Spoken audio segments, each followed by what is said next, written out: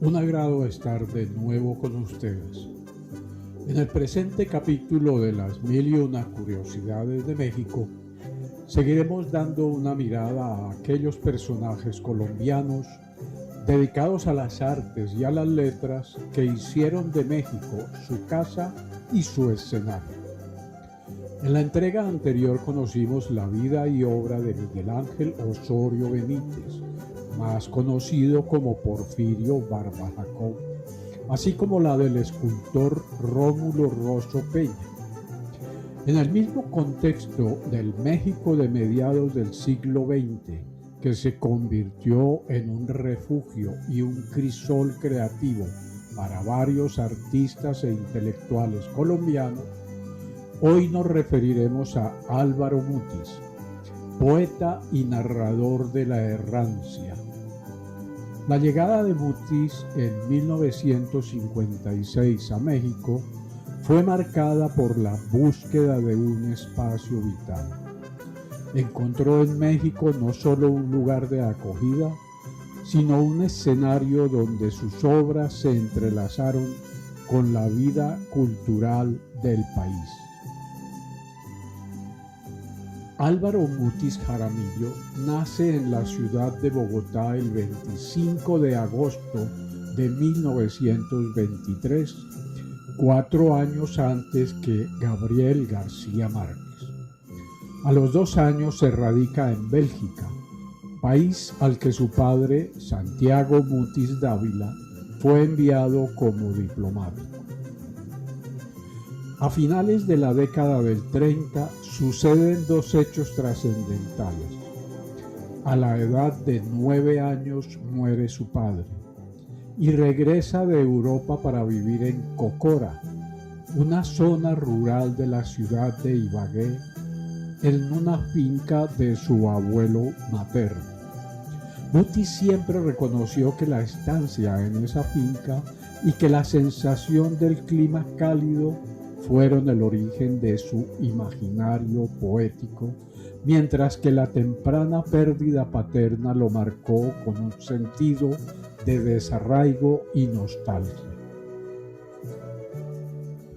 Como alumno del Colegio Mayor de Nuestra Señora del Rosario en Bogotá, el joven Mutis no fue propiamente el estudiante destacado, pero tuvo la fortuna de ser alumno del poeta Eduardo Carranza. Tras abandonar el colegio, se consagra a la escritura.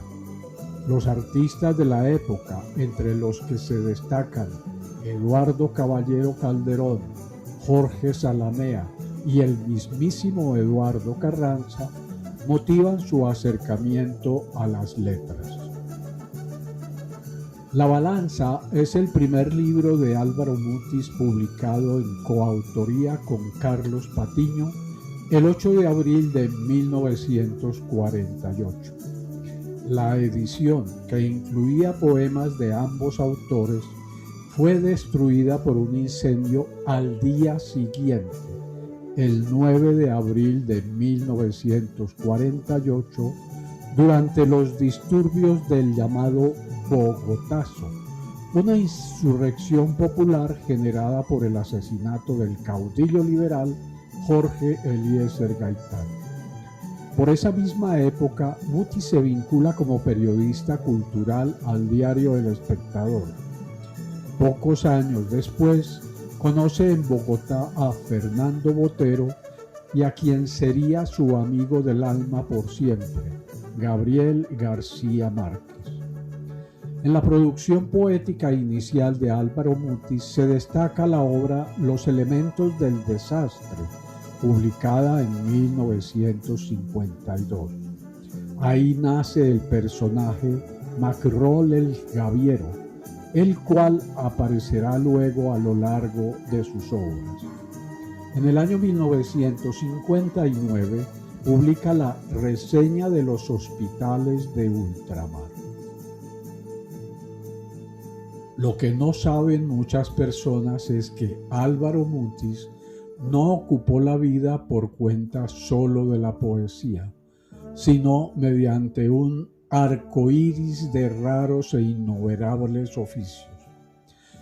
gacetillero radial, actor de radionovelas, locutor y director de la Radio Nacional de Colombia, locutor de la emisora Nuevo Mundo de Bogotá, promotor de anuncios para televisión, jefe de publicidad de la cervecería Bavaria y de la Compañía Colombiana de Seguros, jefe de relaciones públicas de la aerolínea Lanza de Colombia. Fue gerente de ventas para América Latina de las empresas cinematográficas 20th Century Fox y Columbia Pictures, y su voz sirvió para el doblaje al español nada menos que del personaje Elliot Ness en la famosa serie Los Intocables. Álvaro Mutis se radicó en México en el año de 1956. Allí establece vínculos profesionales y de amistad en el mundo intelectual y cultural, en especial con los cineastas Luis Buñuel y Arturo Ripstein, los escritores Octavio Paz, Carlos Fuentes y Elena Poniatowska, y los artistas plásticos Diego Rivera y José Luis Cuevas. Luego se reencuentra y consolida su relación con Fernando Botero, quien residió en México en los años 60. Y en 1961 recibe a su amigo del alma, Gabriel García Márquez. Mutis dirige la columna denominada Bitácora del Reaccionario, que se publica inicialmente en el periódico 1+1, continúa en El Sol de México y posteriormente en la revista Novedades. Colabora en las publicaciones literarias Plural y Vuelta, fundadas y dirigidas por Octavio Paz. Es presentador de Encuentro, un programa de la cadena Televisa dedicado a entrevistas con escritores, habiendo presentado, entre otros, a Ítalo Calvino. El desempeño del cargo de relacionista público de la Standard Oil Company, más conocida con el nombre comercial de Esso, le generó el encarcelamiento durante 15 meses en los años 1960 y 1961 en la muy famosa cárcel de Lecumberri, de la capital mexicana, más conocida como el Palacio Negro de Lecumberri. La compañía Esso argumentaba que Mutis no utilizaba los recursos destinados a publicidad, sino que los desviaba para ayudar a escritores en mala condición económica y organizar veladas y otros eventos culturales que poco servían a los intereses de la empresa. La experiencia como prisionero marcó su poesía. En prisión escribió textos varios, siendo el más renombrado Diario de Lecumberri. Allí están la enfermedad y la muerte presentes en el cuerpo, el desdén de los de afuera, el miedo por los que acechan adentro, el látigo de los poderosos, las vidas vulneradas desde las infancias. La cárcel fue, paradójicamente, un espacio de creación. Mutis transformó la experiencia del encierro en una voz poética cargada de desarraigo, memoria y visión existencial. Y según él mismo, al salir de la cárcel salió otro hombre, un hombre que entendió que no podemos juzgar a nuestros semejantes. La historia de la literatura hispanoamericana cuenta con el aporte de numerosas obras del maestro Mutis. Aparte de las nombradas, podemos mencionar Los hospitales de ultramar, Los trabajos perdidos, Caravansari, Los emisarios y Crónica regia, Suma de Macrol el Gaviero, La mansión de Araucaima, La muerte del estratega, Antes de que cante el gallo y Sharaya, entre otras numerosas. Vale destacar también la obra El último rostro, un texto que serviría de inspiración más adelante a Gabriel García Márquez en El general en su laberinto, para recrear los últimos días del libertador Simón Bolívar.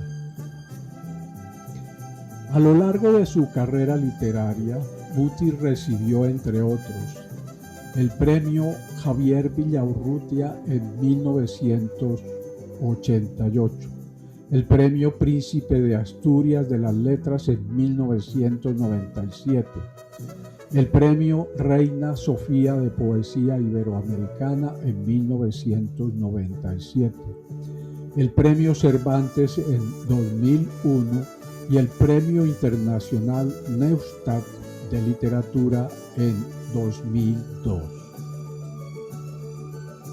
Mutis fallece a la edad de 90 años en Ciudad de México el domingo 22 de septiembre del 2013 a causa de un problema cardiorrespiratorio. Vivió 57 años en México. Fue su voluntad que sus despojos mortales fuesen cremados y que sus cenizas esparcidas en el río Coello, aquel que le susurró al oído durante su estancia juvenil en Cocora. Agradezco su amable compañía y los invito a encontrarnos en el tercer capítulo de esta serie para seguir conociendo otros ilustres colombianos que dejaron huella imborrable en México. Hasta pronto.